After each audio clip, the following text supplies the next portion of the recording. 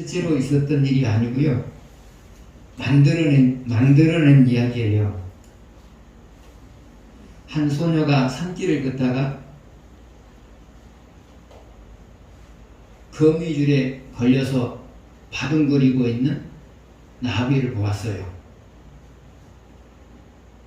소녀는 그 모습이 안타깝게 보여서 가시덤불을 헤치고 그 나비를 구해줬어요.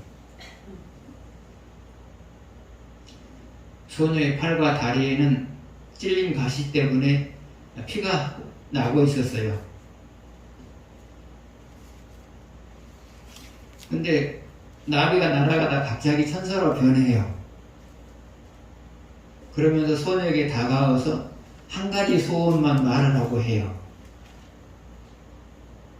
그때 소녀가 말해요. 평생 동안 행복하게 살게 해주십시오. 평생 동안 행복하게 살게 해주십시오. 그래요.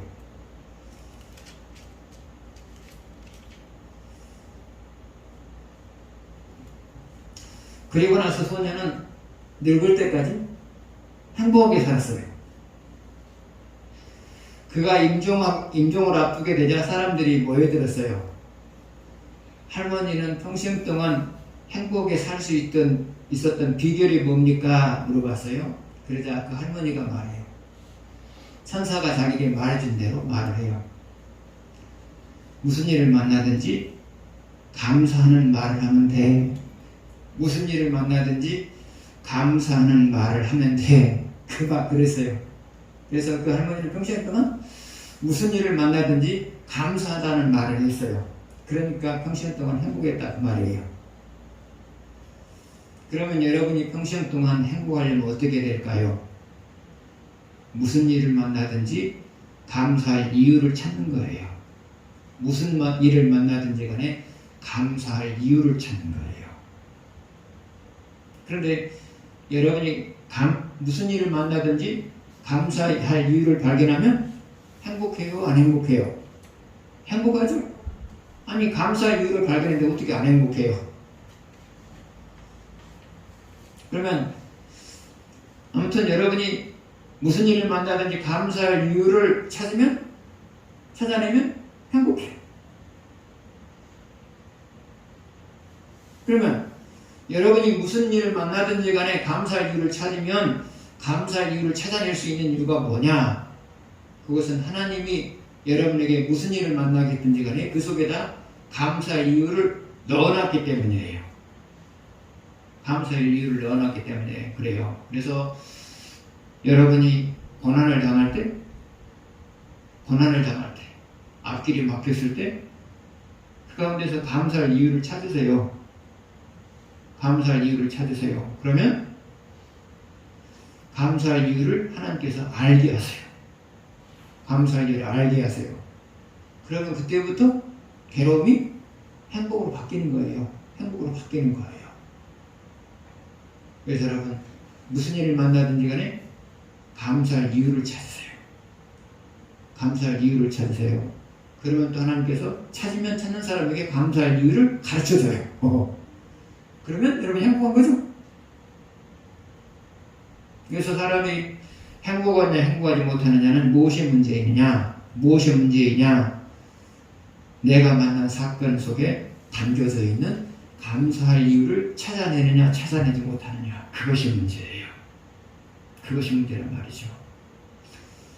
오늘 본문 말씀은 이스라엘이 아수르에 의해서 멸망당한 이야기를 담고 있어요. 이스라엘이 아수르를 통하여서 멸망당하는 일을 담고 있어요. 그런데 여러분, 나라가 망하면서도 이 중에는 감사한 사람이 있을 거고요.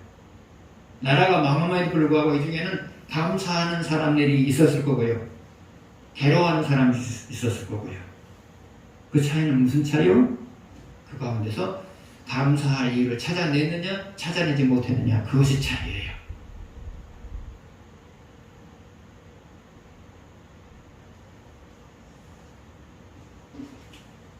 첫 번째 문제 보시겠습니다. 이스라엘 왕 호세아가 아수르가 이스라엘을 침공했을 때 취한 조치는 무엇인가? 그리고 호시아가 아수르 왕의 종이 된 이유는 무엇인가? 1절에서 3절 보시겠습니다. 교독하겠습니다. 유다의 왕 아하스 제12년에 엘라의 아들 호시아가 사마리아에서 이스라엘 왕이 되어 9년간 다스리며 여호와께서 지시에 따르셨으나 다만 그 전 이스라엘 여러 왕들과 같이 하지는 아니하였더라. 아수르의 왕 살만에셀이 올라오니 호시아가 그에게 종이 되어 적응을 드리더니 아수르 왕이 이스라엘을 침공했어요. 그때 이스라엘 왕 호시아가 취한 조치는 뭐였죠? 종이 되어서 적응을 드렸죠. 종이 되어서 적응을 드렸죠.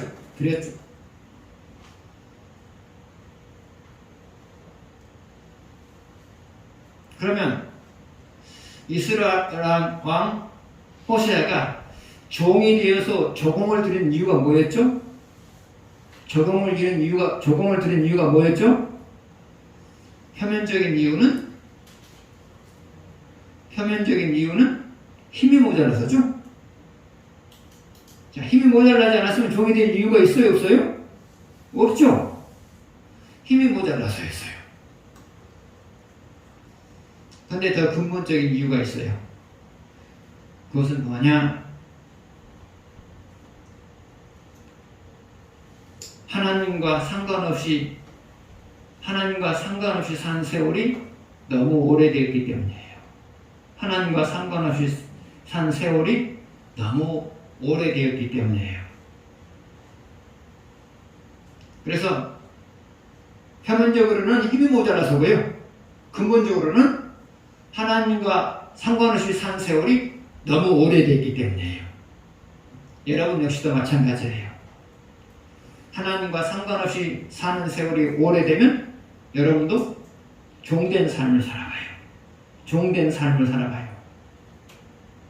그러면 여러분이 하나님과 상관없이 살았을 때 종된 모습은 무엇이냐?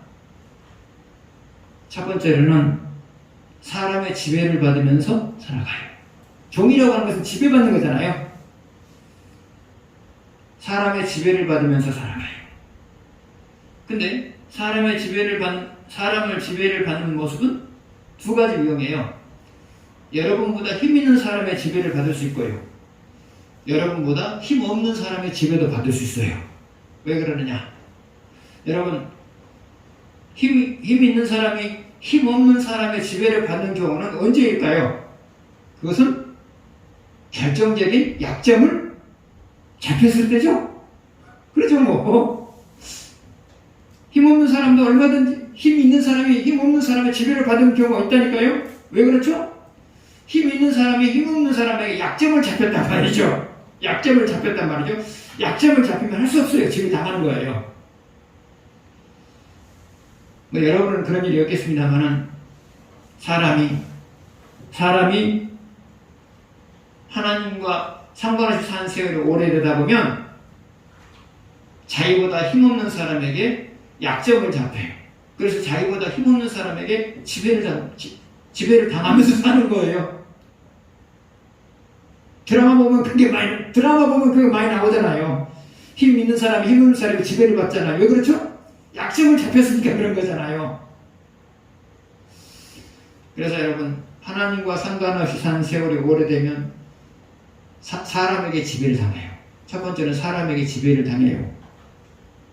두 번째로는 내가 해결할 수 없는 고민거리에 의해서 지배를 당해요. 세 번째로는 내가 극복할 수 없는 장애물로 인하여서 장애물에게 지배를 당해요.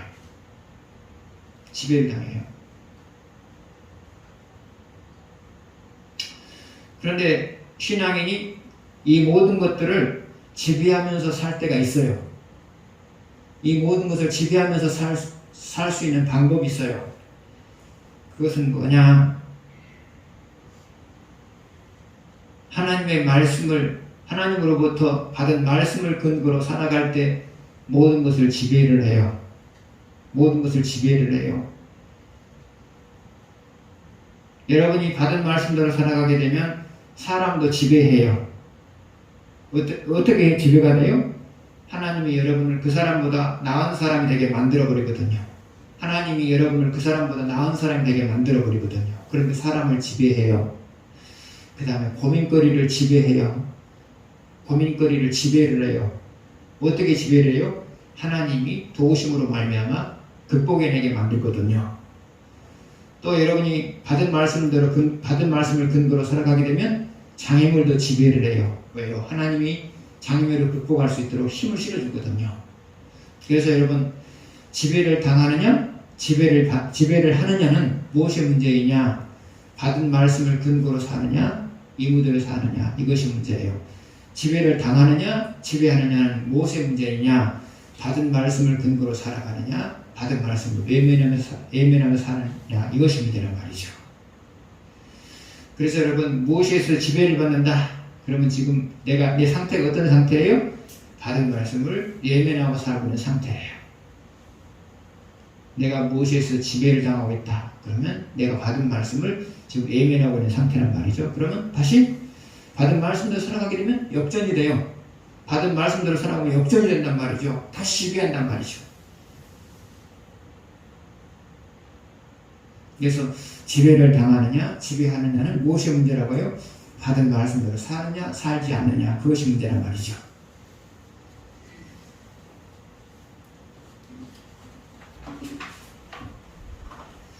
두 번째 보시겠습니다.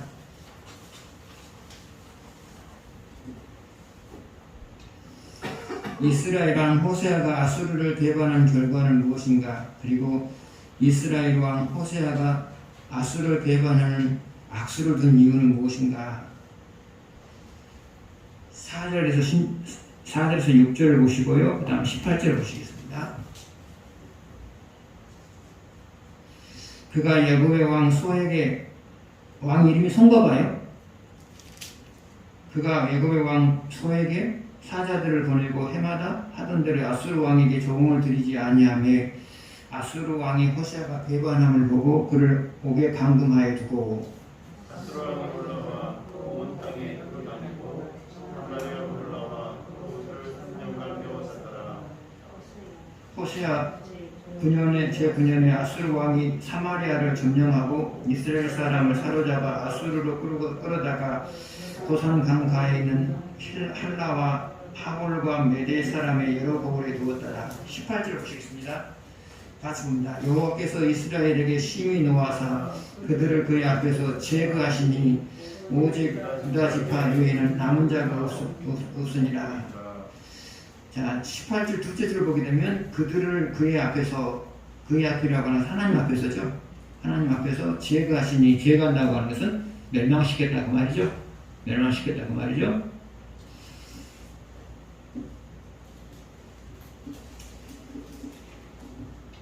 자, 이스라엘 왕 호세아가 아수르를 배반했죠. 그 배반한 결과는 뭐였죠? 한마디로 말하면 나라가 망했죠. 나라가 망했단 말이죠. 나라가 망했어요. 그러면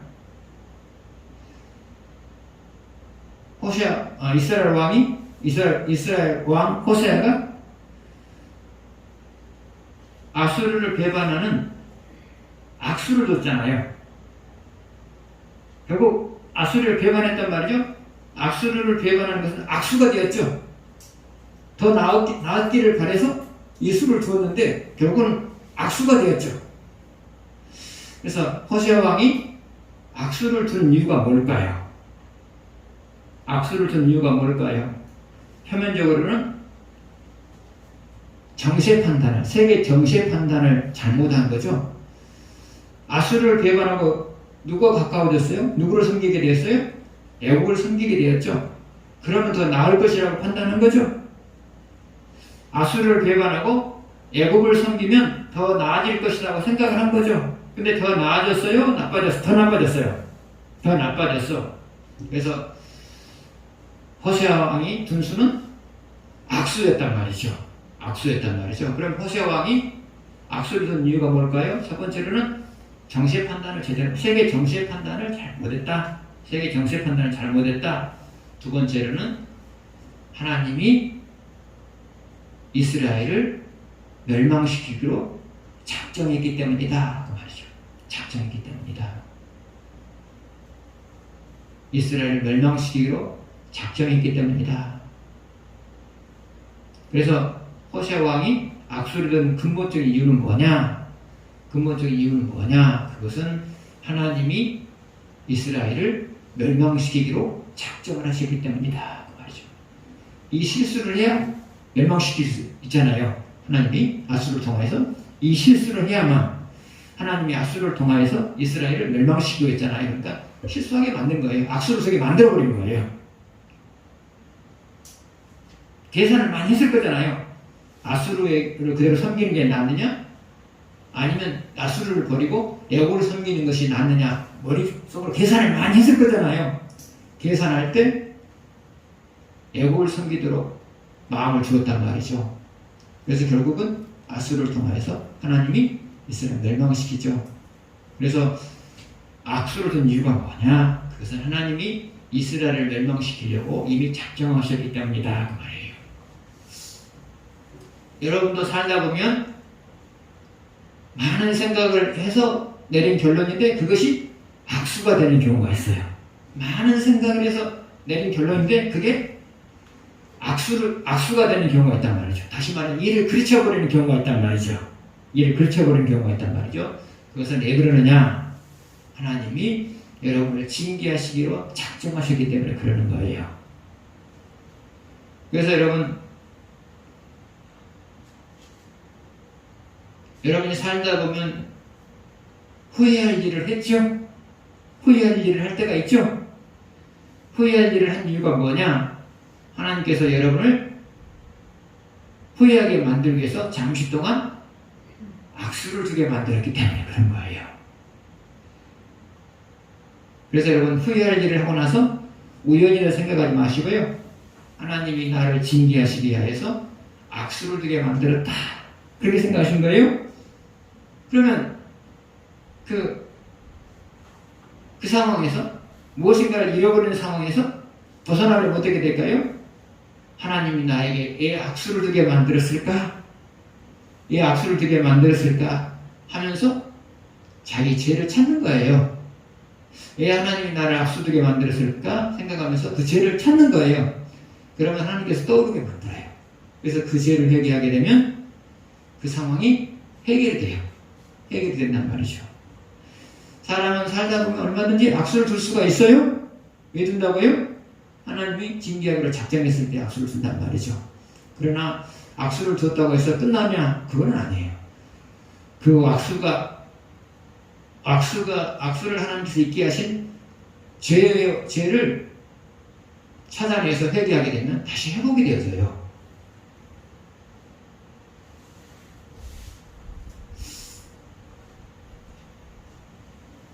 신앙인이 악수를 둬서 이를 그르쳤음에도 불구하고 희망이 있는 이유가 뭐냐?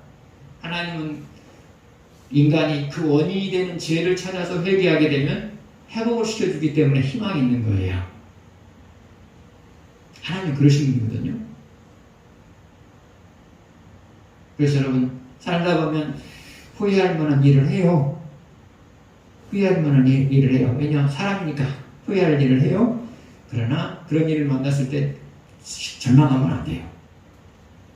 하나님 왜 나에게 악수를 두게 만들었을까? 그것을 생각하면서 묻는 거예요. 하나님 왜 저에게 악수를 두게 만들어서 일을 그르치게 만들었습니까? 물어보는 거예요. 그럼 하나님께 대답할 거잖아요. 내가 이러해서 너로 하여금 악수를 두게 만들어서 일을 그르치게 만들었다. 그러면 이제 여러분 그 일을 그르친 상황에서 회복을 하면 어떻게 되겠어요? 죄를 찾아 하나님께서 가르쳐주신 죄를 찾아서 회개하면 회복이 되잖아요. 여러분 하나님은 무에서 유를 창조하신 분인데 하나님은 무에서 유를 창조하신 분인데 그 무너진 거 회복 못하겠어요? 그렇잖아요. 그래서 여러분, 우리는 악수를 두어서 일이 그르쳐졌다 할지라도 실망할 것도 없어요. 그 원인이 되는 죄를 찾아서 회개하기만 하면 하나님은 반드시 회복시켜 줄 거거든요. 그래서 절대로 여러분은 어떤 일을 당해도 실망할 거 없어요. 어떤 일을 당해도 실망할 것도 없어요. 우리가 하나님께로 온전히 돌아가기만 하면 하나님 다시 회복시켜 줄 거니까요.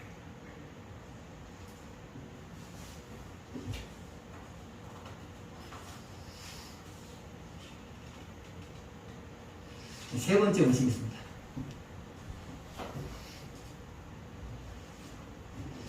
하나님이 사자들을 보내어, 사자는 저게요? 짐승사자예요.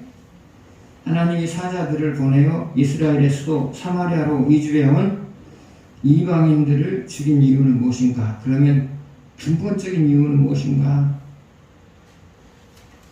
24절에서 28절을 가져가겠습니다.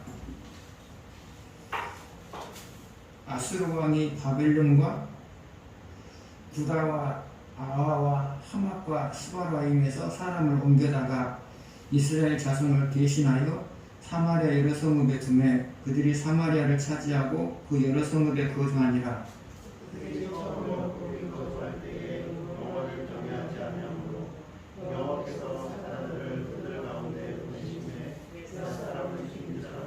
그러므로 어떤 사람이 아스루 왕에게 말하여 이르되 왕께서 사마리아 여러 성읍에 옮겨 거주하게 하신 민족들이 그 땅 신의 법을 알지 못함으로 그들의 신이 사자들을 그들 가운데 보내매 그들을 죽였사오니 이는 그들이 그 땅 신의 법을 알지 못함이니이다 하니라.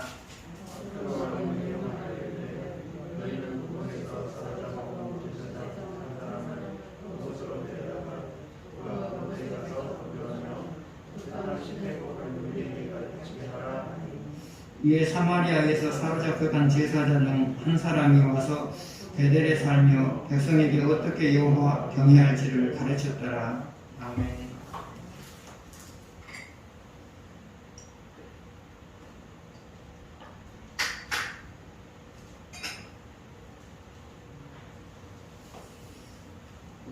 자, 하나님이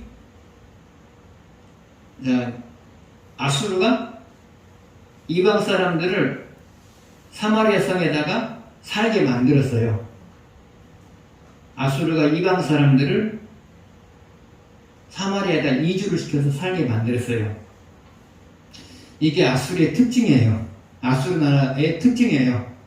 한 나라를 정복하면 그 나라에다 이민족 저민족을 다 보내가지고 섞어버려. 혼혈족이 되게 만들어요. 왜 그러느냐? 단일 민족이면 반란을 일으킬 가능성이 크죠. 그러나 민족이 섞여버리면 단일 민족이라는 의식이 없어져요. 그러다 보면 이제 반란을 일으킬 필요가 없게 된 거죠. 남쪽 유다 사람들이 사마리아인들을 사람으로 취급하지 않았던 이유가 뭐냐면 그들은 각 이방인과 피를 섞어버렸어요.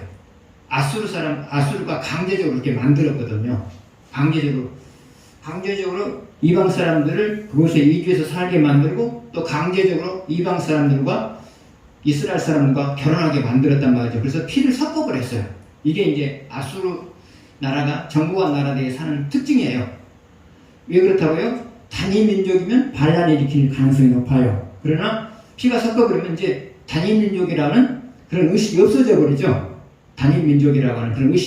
버리죠. 그래서 항상 아수르는 한 나라를 정복하게 되면 이민족 저민족을 그 나라에다가 섞어버려요. 그래서 혼혈족이 되게 만들어요.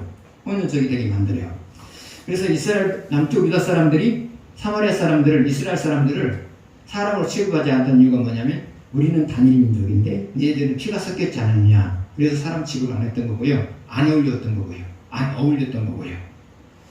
아무튼 지금 이제 그런 조치를 취하고 있어요. 아수르가. 아무튼 그래요.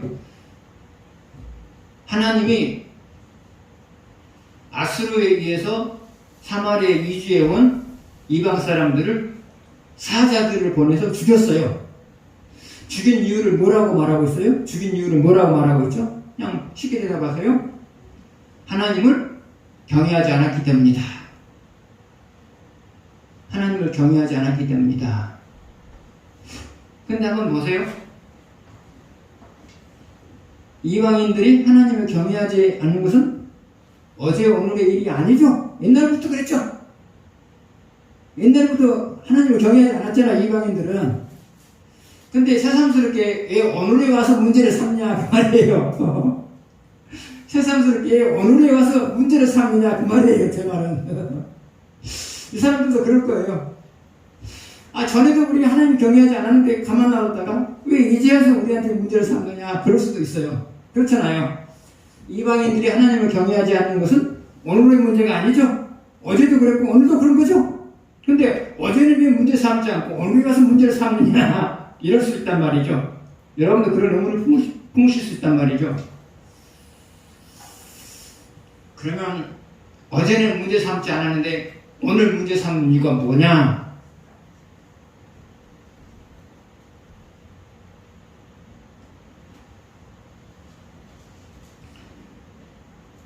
하나님은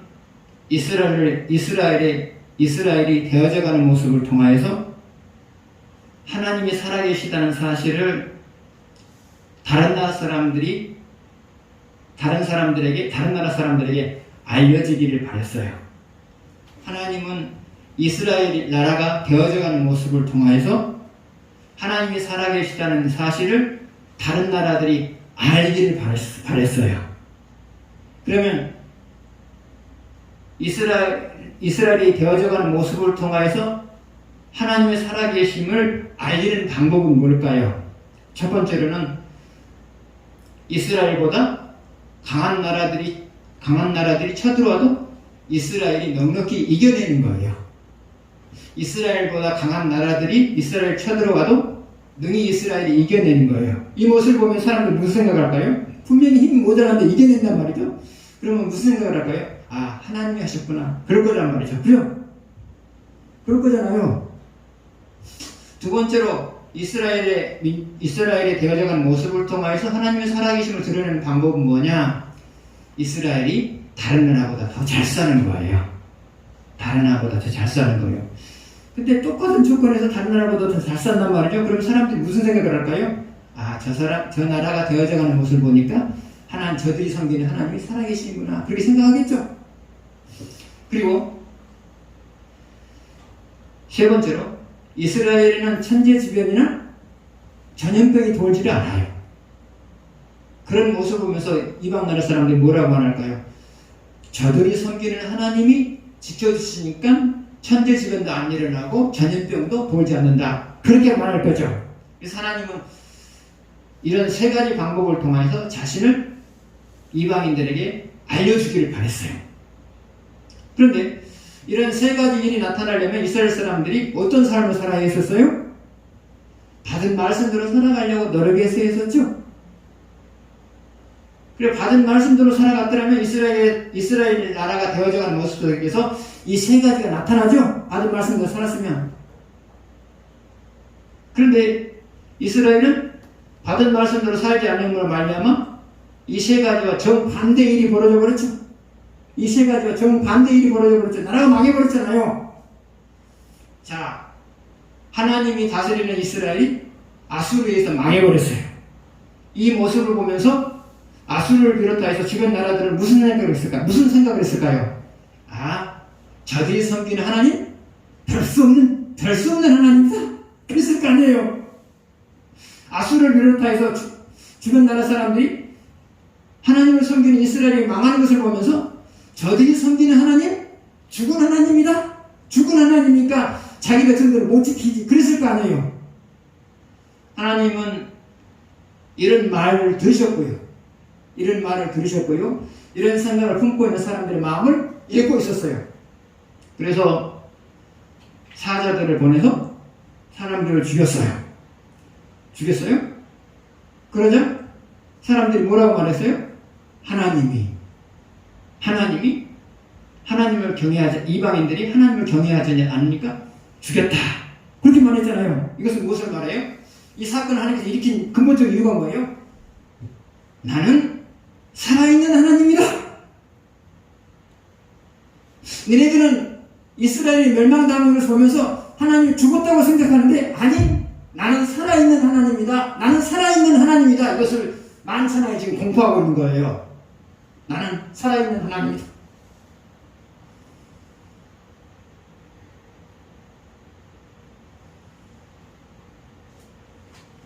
이스라엘이 말씀을 외면하면서 살아감으로 인해서 망했어요. 그래서 마치 하나님이 죽은 분처럼 그렇게 알려졌단 말이죠. 아니 죽은 분처럼 죽어 있는 분처럼 생각하게 만들어버렸단 말이에요. 이스라엘 사람들이.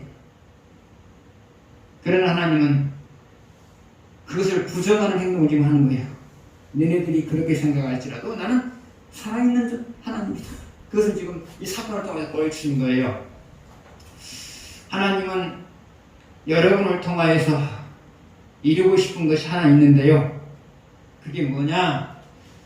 여러분의 삶이 되어져가는 모습을 통하여서 안 믿는 사람들이 하나님이 계시다는 것을 느끼게 만드는 것. 이것이 여러분을 통하여서 하시고자 하는 일 중에 하나예요.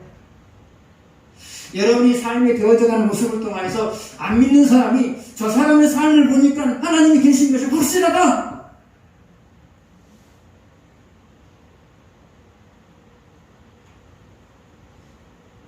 이것을 바라고 있어요. 그러나 이 일은 누구든지 할 수 있어요. 누구든지 할 수 있어요. 누구든지 할 수 있어요. 여러분이 적어도 받은 말씀대로만 살아가게 되면 누구든지 이런 일을 해낼 수 있어요. 왜요? 누구든지 받은 말씀대로 살아가기만 하게 되면 안 믿는 사람들이 해낼 수 없는 일들이 여러분의 삶 속에서 나타날 거거든요. 그래서 그 모습을 보면 사람들이 그럴 거예요. 저 사람의 삶이 되어져가는 모습을 보니까 하나님이 계신다. 저 사람이 하는 기업이 되어져가는 모습을 보니까 하나님이 살아계신다. 저 사람의 자녀들이 되어져가는 모습을 보니까 하나님이 살아계신다. 그렇게 말한단 말이죠. 그러나 이것은 특별한 사람만 할 수 있는 것이 아니고요. 받은 말씀대로 살아가려 노력한 사람이라면 누구라도 해낼 수 있는 일이다. 그 말이에요. 여러분. 기도하겠습니다.